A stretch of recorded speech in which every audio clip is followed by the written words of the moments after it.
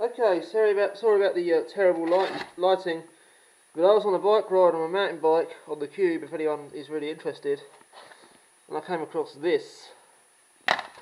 This is what's left of a 2011 MacBook Pro. It was just abandoned in the middle of a field, not even down a cycle path. I went the wrong way, and this was like near a pond. It wasn't in the pond; it was on the outside of it. At first, I thought it was one of those Microsoft Surface computers, but nope, it's a MacBook Pro, or at least it was. There was all sorts of other crap, like a rucksack.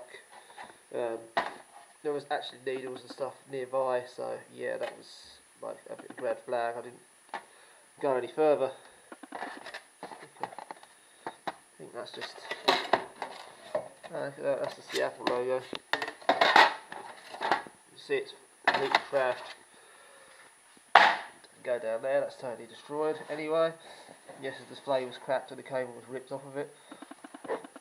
See there, it's all full of mud.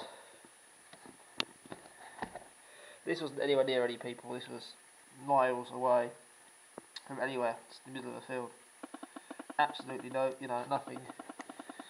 I don't know if it was the pond of needles, but I'm sure I've seen them near there before. Actually, no, sorry, it wasn't. That was another one. That's further on. This didn't have needles that I know of. This was just literally a laptop, a rucksack, which I didn't get. It was in the water, and this book,